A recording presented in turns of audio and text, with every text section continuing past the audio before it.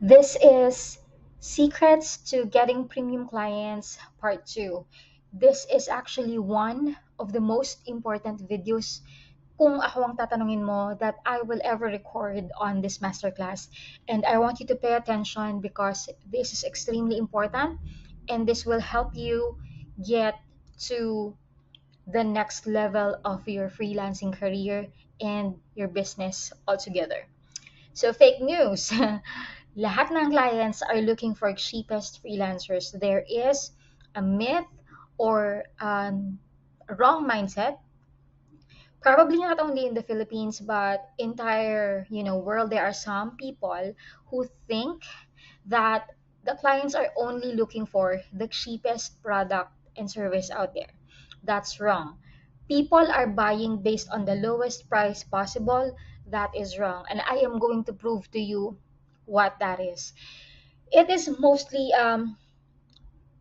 the points here are mostly about human psychology and marketing. That is also true with freelancing. So no matter if you are selling a brand, no matter if you have a physical product or digital product, freelancing or whatever that is, I want you to understand these concepts that I will be discussing to you because it will be essential to your growth and in order for you to get the highest possible converting clients there is. So rule number 1, human shopping behaviors. There are different kinds of people on how they behave in buying something. So these are the buying reasons of people in general. Okay. So halimbawa, number 1, people buy based on the cheapest price. That is true. There are people who are looking for the pinaka lowest point. Okay, but according to research, that's only 20%. And these are not your ideal clients. As much as possible, you run away from people who are this. Even me as a brand owner, I don't want to deal with people na mahilig sa discount, mahilig sa, alam mo yon, babaratin ka nila to the point na wala ka nang kikitain. I don't like to deal with these people. There are people who are madaling kausap. Sometimes nga, kung tutuusin ha, this is just real talk. Sometimes yung mga may kaya at saka yung mga mayayaman, they are very easy to talk to. Hindi sila masyadong mahirap kausap sa pagdating sa pera kasi una, they can spend a lot. And number 2, there's this mentality na what value do I get? Kasi minsan kung sino pa yung mahirap, sila pa minsan yung malakas mag-demand, 'di ba? Totoo 'yun. I think yung mga sellers dito makaka-relate. So, gano'n din siya sa freelancing. You run away from those people in general. You don't want that to be your clients. Okay? So, these are people who are only after kung ano yung pinakamura. It doesn't matter sa quality, it doesn't matter whatever. It's just that naghahanap sila ng pinakamura. So people number 2 are the people who buy the first products that they see. Or kung sino yung una nilang nakitang freelancer na sa palagay nila okay, at kung sino yung unang freelancer na nag-respond, madalian. Okay, merong 5 nag-send ng application. Dito na ako titingin. So hindi na sila maghahanap ng baka may dumating pa na mas maganda, mas magandang offer, mas capable na freelancer. No. For as long as they have the first 10 people, then they will focus on that. That's why it's also important you go on the first proposals. Kasi pag nasa pang 50 ka na, usually hindi ka na, the chances are really low. Kasi ang dami nang nag-send ng application. Okay? Alright. Number 3, some people buy the first product that they see that they meet their criteria. Okay, parang yung kagaya kanina. So, yung una, dapat it's a combination of na-meet mo yung criteria ko at saka nauna ka. Ganyan. Deal na yon. Wala nang masyadong paligoy-ligoy. Okay? May mga tao naman din na ganyan, di ba? Even if you buy the product, kung ano yung unang lumabas sa ad, kung ano yung unang nakita sa mall, na, oh, pwede na to, di ba? For example, naghahanap ka ng panyo, o kaya ng may exhaust, so ang daming options, di ba?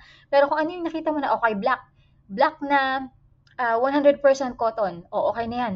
Ganun sila tumingin, right? Usually men do that. Number 4, some people buy the most expensive things, thinking that they bought a quality product. So, how many of you here are relating to this, or you can agree with this, that sometimes ina-anticipate natin na kapag mahal yung bili natin dun sa product, alam natin na maganda, premium siya kasi mahal mo siya binili, 'di ba? You are after the quality. Hindi baling mahal basta quality, 'di ba? Minsan may ganyan tayong perception. Halimbawa, iPhone versus Oppo. Bakit sa palagay nyo yung perception ng Oppo mura lang, 'di ba? Yeah, it could be a very good phone. Maganda rin naman ang Oppo, 'di ba? Mura lang siya. At maayos naman yung quality. Pero what I'm trying to say is yung perceived value ha sa customer. Why is it that kapag nag-release ang iPhone 13, iPhone 14, ganyan, 'di ba? Parang wow, magre-release agad. Pero na-excite ka ba nung nag-release ng bagong Oppo? 'Di ba? Parang hindi. Yan, so gano'n siya. Nagva-viral siya, nagiging talk of the town siya because it's expensive and because people perceive that it is of a good quality. Plus, nakaka-increase siya ng status. You feel good, you feel that parang nasa alta sociedad ka, ganyan, kapag na meron ka ng updated na phone, di ba? Remember this, guys. In our minds, when we buy something expensive, we automatically assume that this must be good. It's the human nature. It's a DNA. This better be good kasi I spent a lot of money, di ba? Dapat lang maganda yung quality kasi ang mahal ng bili ko dyan. We do that, di ba? Sa refrigerator, sa TV natin, sa damit natin, sa bag natin. Bakit ang Louis Vuitton napakamahal? Bakit ang Hermes napakamahal? Siya, hindi sa ganun, una yung branding niya, di ba? Yung scarcity. Tapos, meron ka bang makikita na LV na after 2 months, sira na? Yung mga fake. Pero yung original, of course, alam mo sa sarili mo na tatagal yun, di ba? It's the same idea. This must be good because I spent a lot of money there. Sa mga shoes, Adidas, Nike, Merrell, 'di ba? Halimbawa, mag-hiking kayo o kaya sports shoes siya, pipiliin mo yung mahal kasi kailangan mo yung matibay. Kailangan mo yung hindi ka madudulas, 'di ba? Hindi pwede yung tig 200 pesos na sapatos kasi hindi ka dadalhin nun sa kung saan. That's the perceived hindi siya myth, pero it's like an idea as a consumer. That's how you feel. So example, sa five-star hotel, nag-expect ka na maganda yung lugar. So pag sinabi, oy, kakain tayo sa sa Manila Hotel. O kaya, kakain tayo sa ganitong five-star hotel, sa ganitong five-star restaurant. Hindi ka mag-expect doon ng hindi class yung restaurant. Magmula sa entrance, magmula sa pinto, magmula sa welcoming nung guard, magmula sa ambience, 'di ba? Yung amoy, yung itsura, yung mga decor, yung mga painting, 'di ba? It stand out because it's the brand. That's how the people also experience, and that's what the same thing goes with the freelancing. When the customer or when the client buys a very expensive service, they assume that you must really be good. Di ba may mga recommendation ang Upwork and freelance Fiverr, parang mga pro, freelancer pro. Kapag na-categorize ka doon or top-rated freelancer sa Upwork, sa Fiverr, yun nga, parang um, feature siya, Fiverr Pro, ganon. Yung mga nasa Fiverr Pro, matataas silang mag-charge. It comes with the territory. They have the right to command that price because naka-feature siya. So if you are featured by Upwork, if you're featured by these marketplaces, pwede kang magdikta. Kasi meron kang under your belt na, wow, I was here. Okay? Alright. Some people buy based on testimonials and reviews. Ganun din sa Upwork at sa mga marketplaces. They look for the most rated freelancers. Same with digital and physical products. In Amazon and Lazada and Shopee, we review people. We review the seller, we review the quality of the product. We rely on that. Kapag may one-star feedback, yung seller, minsan napapaano tayo, bakit kaya? 'Di ba? You wanna read, bakit siya naging one-star feedback? Is it a fair feedback? Is it something like wala lang, trip lang ng customer, 'di ba? So we base it also on testimonials and reviews. Number 6, people also buy through recommendation. or word of mouth. This is the most powerful marketing tool of all. Pag tinanong, saan mo nabili? Di ba? Saan mo nabili yan? Bibili rin ako niyan. Ganyan. Saan mo nakita yung freelancer? Why is that your Google ad spend has reached this? Bumaba yung Google ad spend, but you generated a lot of sales in return. How come that your Facebook ads had an ROI of 25% increase? And then your client would say, I have this person, I hired this person. And then that's the start of the recommendation. Can you recommend me? Diba? Ganyan. So ganun din siya sa freelancing. I hope you guys are learning. People buy in combination of these considerations. Hindi pwedeng isa lang. Pwedeng nagko-combine yun. Expensive, na word of mouth, na unang dumating sa kanya, yung mga ganon, right? It's not always the cheapest. This is my point. This is my goal to let you know that it's not always the cheapest price in the market. There are many considerations. Same goes with your client. Look at this one. So, kunwari, magkano kaya yung babayaran dito sa ganitong premium, di ba? Ang ganda pa, by the bay. Yan. Yung view, ganyan, maganda, may dagat. Tapos, nakita mo yung mga building, right? So, what will you choose if money is not the problem? This one or a cheap hotel? Kung dadalhin mo yung girlfriend mo or yung spouse mo in a date, may pera ka naman. Would you rather have this or yun sa mga one-star hotel? Remember that not all clients are cheap. Remember that not all clients are looking to find the cheapest freelancer out there.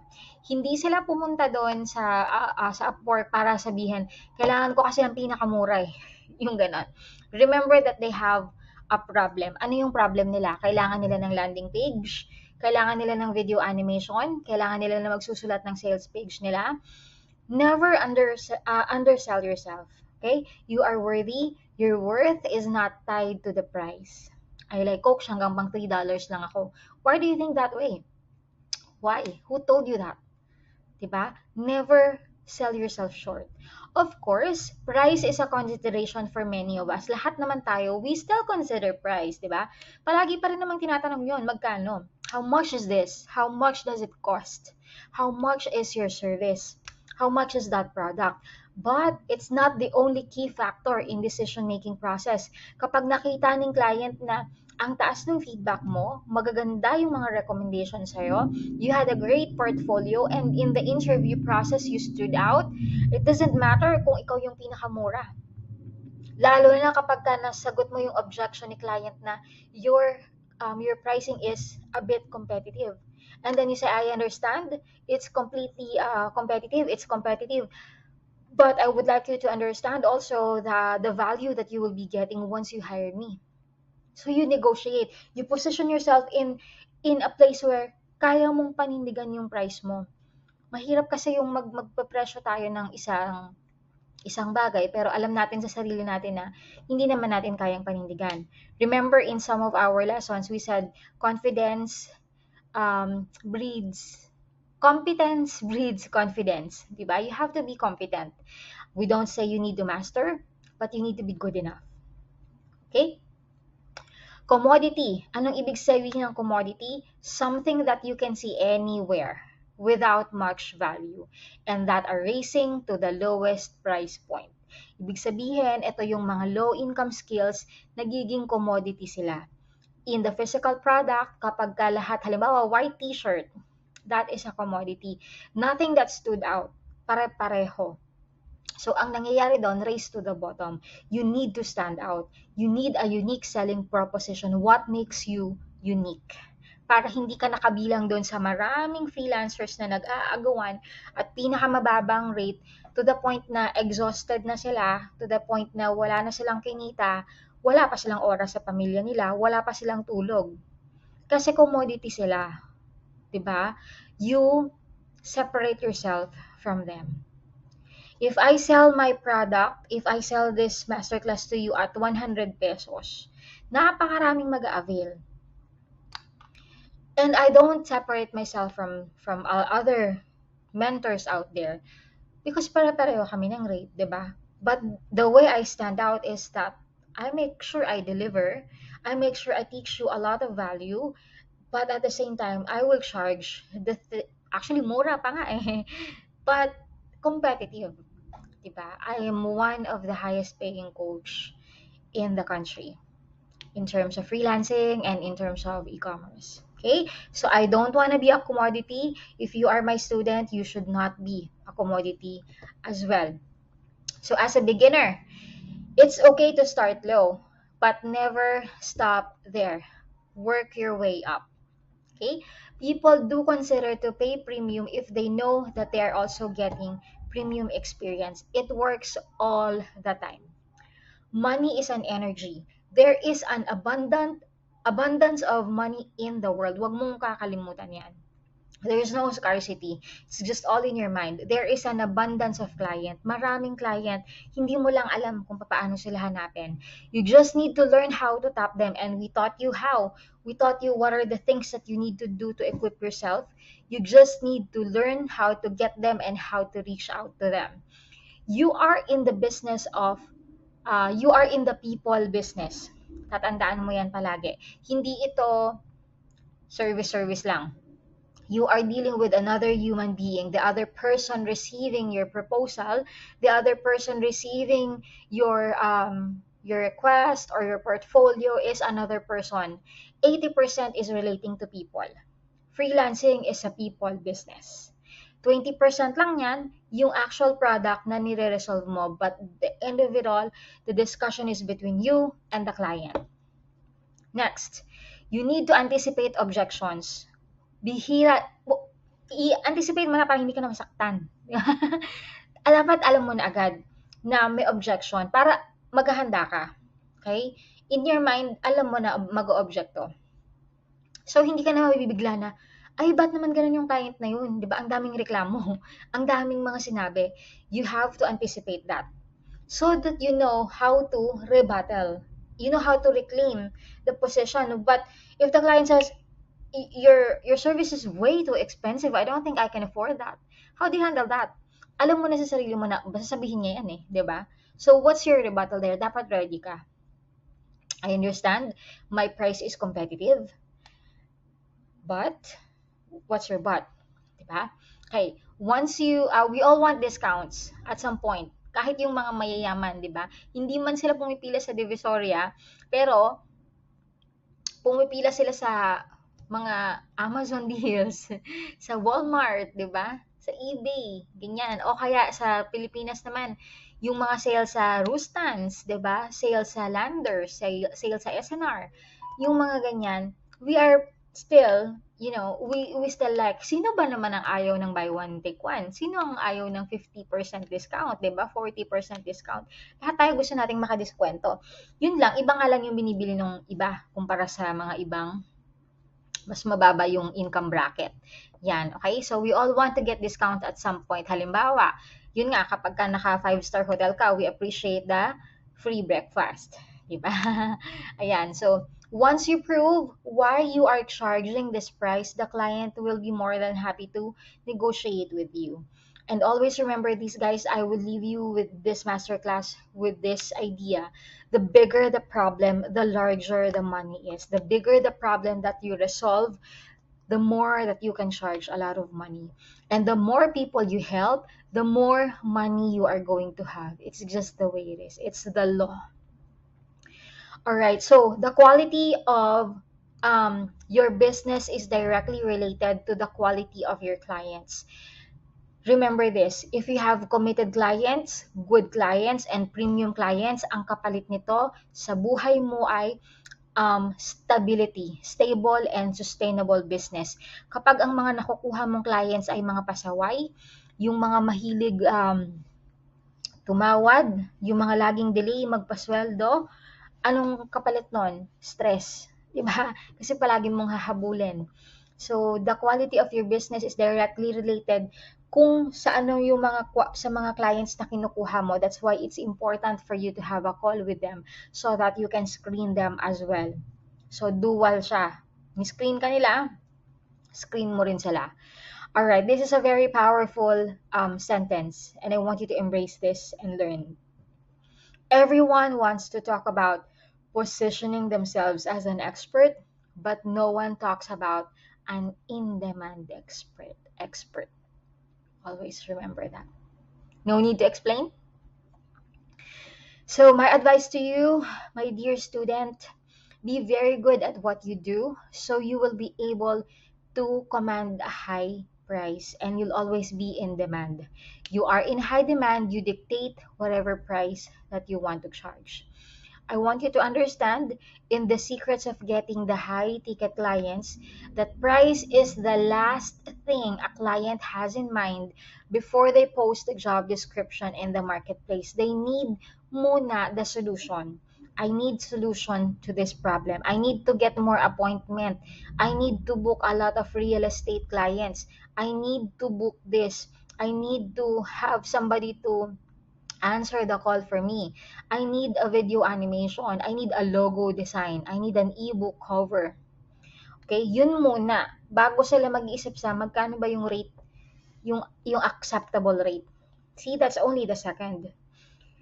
And if you get high ticket clients, high premium clients, it's very easy to negotiate with them because that's not their concern. Their concern is you be good because I'm paying you. Something like that. Okay? So you do your part naman. Always bear in mind when speaking with clients that idea that price is the last thing in their mind. And as a freelancer, you must bring this mentality too that pricing is the least of your concern. You want to bring value to people's lives. So mamaya mo na i-discuss yung, by the way, client, are you okay with my rate, which is $5 an hour? Are you okay? Dun pa lang, simula pa lang ng negotiation, ano agad, rate na agad. Don't make them feel that way. You have to make them feel that you value their time and that you are here to help them. Tapos, sa dulo na yung negotiation part when they ask you. And syempre, dapat meron kang written document, di ba? Somewhere along in this program, I told you that never negotiate on the phone.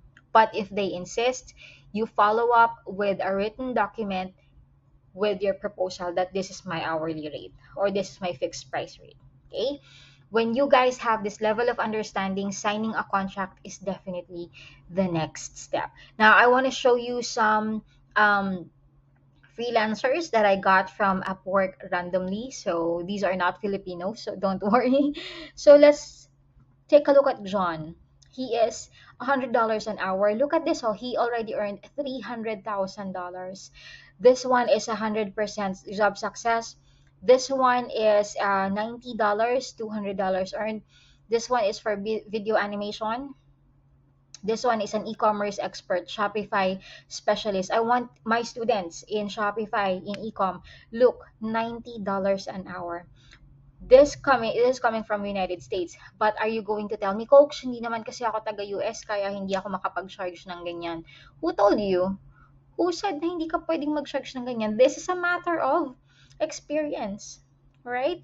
So dito, meron siyang background. Certified Shopify expert with 8 years of experience. That's the thing that he has in his in under his belt. Now, pagpalagay mo na, you really feel like you can't charge $90. How about half of it? $45 an hour. Do you think that's okay with you? And we also discussed here about fixed price, di ba? Kung paano mo mas mapapalaki yung hourly, yung rate mo without doing the hourly. Diniscuss natin yan. So I hope you guys understood that concept. This one is also Shopify expert, $32 an hour. Shopify, $9 an hour, 10,000 earned. Now, if you are going to compare this guy, $90 an hour, look at the amount that he has earned, almost 200,000. This one is 10,000. We don't know kung gaano na sila katagal. Syempre, titignan natin gaano na ba katagal tong mga to. Baka naman mas matagal naman talaga siya sa Upwork, 'di ba? And this one is only $9 an hour. But regardless, this one is 32 in Uruguay. This is all about perception. Why do you think you cannot charge the same way as William, and you're only charging, look, William is charging $90 an hour. Rohini coming from India with the same skill. Oh, tingnan mo, 6 years siya, oh. 2 years lang yung pinag-difference nila. This guy has an 8-year experience. This one has a 6 years experience. There's only 2 years. Pero heaven and earth yung difference ng charging nila sa client. Why do you think that way? Because she's in India? Or because it's her mindset? Plus, naapektuhan siguro yung job success rate niya. So what are you going to do kung meron kang ganyang job success rate? Yeah, it affects your negotiation skills. That's why you need to protect your profile at all costs, as if your life depends on it. And it depends kasi this is your bread and butter. Okay? So, meron pa bang magbibigay ng chance kay Rohini? Meron pa naman. But it's just gonna be a tougher fight kasi nalaglag ng 66%. You must have a very good reason. When the clients get you for an interview, they must be convinced as to why the job success is almost half, 50, 60%. Okay? That affects you really. So, ingatan nyo yung mga job success rates ninyo. The difference between those freelancers is understanding the price point that they can charge. It doesn't mean the other one is the better. I'll say that again. It doesn't mean one is better than the other. It's the understanding of how much more they can charge and that they are willing, that there will be clients who will accept the price point once they see their value. You have to see your value first as a freelancer before you can show that to your clients. Before your clients can see that, you need to understand that muna on your own. You have to convince yourself because selling is energy. So mahaba-haba yung discussion natin dito. I've given you a lot of values here just in this lesson. I hope that you learned something. This is one of the most valuable information that I can provide for you in this masterclass. I hope you take this very seriously. You need to rewatch it. Kung nawawalan ng motivation sa buhay, you have to understand that you are not the money's worth. Okay? Your worth is not dependent on how much you can charge. Don't believe that. Like, I'm only $2 worth. No, who said that? Okay? So, aral ng mga skills natin. Dami nating mga skills dito. Negotiation skills, closing on the phone skills, how to market yourself, how to position yourself as a good marketer, how do you write proposal, lahat yan you practice. Okay? How do you handle objection by the client? You handle that. And the only way to really get good at it is to really practice. So practice, practice, practice. Okay? So congratulations, you have finished this specific course. This secrets to getting premium clients is a very, very important topic. And I will see you on the other videos. Okay?